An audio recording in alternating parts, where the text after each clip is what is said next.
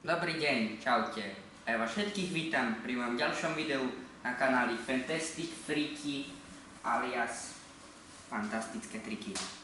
Toto video som sa rozhodol venovať do súťaže na kanál Magic Miracles. Môžeme ísť na to.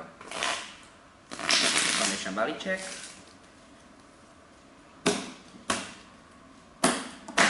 Poprekladám. Tak. Teraz poprosím diváka, nech hocikedy povie stop. Stop. Dobre? Tak, tiaľ to zaberieme z 2, 6 prvých kariet. Teraz si na chvíľu odložíme. Máme tu 6 rôznych kariet. Poprosím diváka, aby vybral a povedal jednu z nich.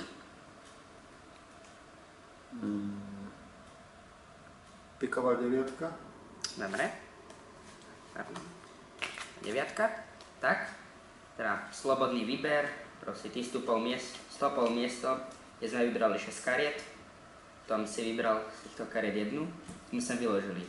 Poďme sa pozrieť, aké farby sú ostatné karty. 2 karty červené, ako inak, červeného balíka. Ďalšie 2 červené. Posledná karta červená. A jediná karta, ktorú si slobodne vybral, je modrá. Jediná modrá karta z celého balíku. Vyzerá to, že mám veľkú konkurenciu, ale ja ti ukážem niečo, čo ty určite nevieš. Využiť fyziku v kúzlach. Tak, pomiešal som balíček, vyber jednu kartu.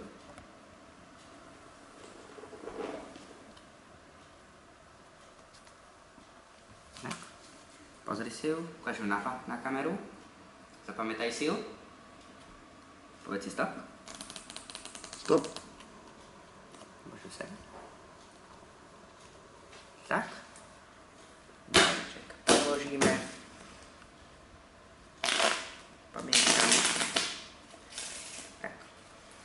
Môžeme ešte raz. Tak. A teraz, keď už som hovoril o tej fyzike, tak si nabijem prst statickou elektrínou. To je elektrina, ktorá priťahuje alebo odpudzuje predmety. Pokúsim sa pomocou nej vyťahnuť tvoju kartu. Wow. Ja sa s vami lúčim a teším sa na vás pri ďalšom videu. Čaute.